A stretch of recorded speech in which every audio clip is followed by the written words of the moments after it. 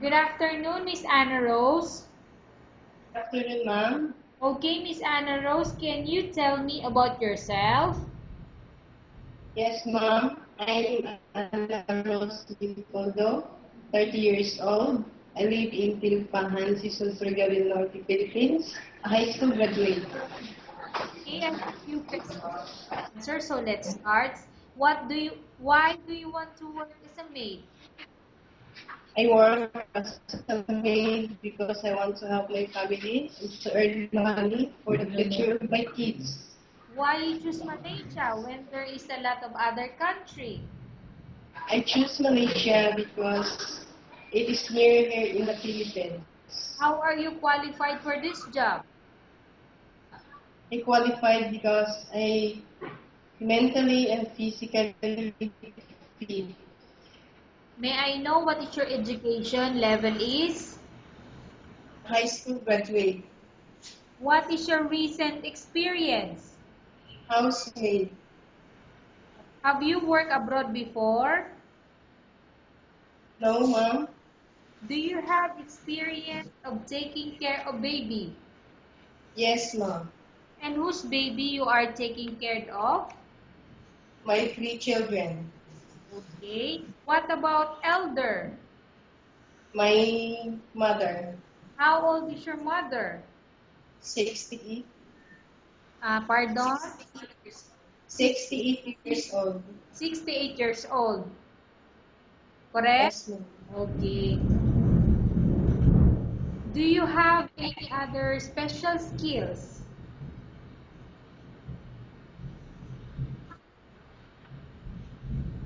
Yes, ma'am. So can you tell me what special skills do you have? Cooking. Okay. Are you willing to learn new skills? Yes, ma'am. Are you willing to work with a family where the mother-in-law or any relatives stay together? Yes, ma'am. Currently, are you still working now? No. Do you know how to cook? Yes, ma'am. What sort of food can you cook? Filipino food. Such as? Pancit tinola. Are you aware that you will have to do washing, cleaning, ironing, and cooking? Yes, ma'am. From all the house chores or household work such as cleaning, ironing, cooking, and washing, which do you like most? Cleaning. If ever you were selected to work in Malaysia, who will take care of your kids? My husband. You are not allowed to use handphone during working hours. Yes, ma'am. You are only allowed to use handphone after you finish all the works and when going to bed. Yes, ma'am. You are strictly needed to surrender the handphone to your employer in the morning, and your employer will return back to you once you're going to bed. Yes, ma'am.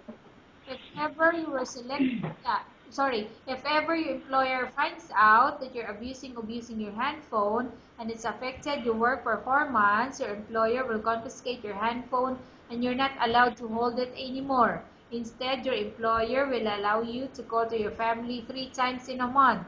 You're only allowed to bring normal phone and you're not allowed to bring smartphone. Are you agreed for the terms and conditions? Yes, ma'am. Are you agree to the rules and regulations for the handphone? Yes, ma'am. How many years is the contract as you agreed and understand? 2 years. Can you describe for me your ethics or your attitude? Trusted and honest. How can you assure to us that you will work hard in Malaysia? I will finish my 2 years contract. Okay. Can you promise not to use the telephone without the permission of your employer? Yes, ma'am. Can you promise not to put on makeup but to dress properly while work? Yes, ma'am. Can you promise not to invite friends and relatives without the consent of your employer? Yes, ma'am. Can you promise not to ask for advance salary from your employer under any circumstances? Yes, ma'am. Do you really understand the rules and regulation of the agency? Yes, ma'am. Do you pay any placement fee for you to come to Malaysia to work as a maid? No, ma'am. Do you have any history of sickness, for example, breast cancer or any other illness? No, ma'am. Do you suffer from any skin diseases, allergy, or physical defect? No, ma'am. Have you suffered from any serious illness? No, ma'am. Have you undergone any operation? No, ma'am. Are you medically fit? Yes, ma'am. Are you in any medication? No, ma'am. Are you allergic to any food? No, ma'am. Are you prepared to work for the employer of any race? Yes, ma'am.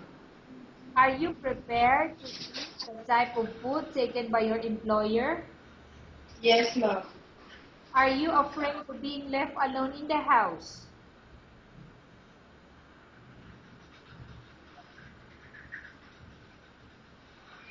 No, ma'am. Are you afraid of dogs or other pets? No, ma'am. Can you promise to work according to instruction from your employer? Yes, ma'am.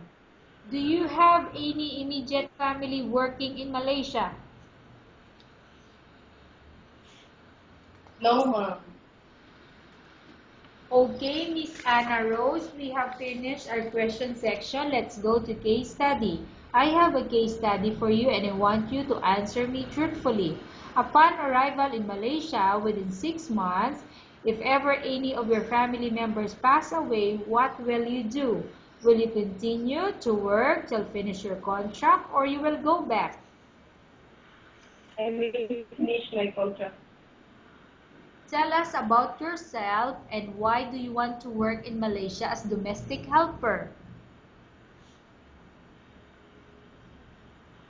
I want to work as domestic helper in Malaysia. I want to help my family and to earn money for my future. Okay, Miss Anna Rose, what do you want to tell to your employer who watching your video? If ever you are going to choose me as one of your maid now, I will promise to do my best and help you in your household needs. Okay, thank you very much, Miss Anna Rose. We will update to your Thank you. agency if there's any selection made by the employer. Thank you.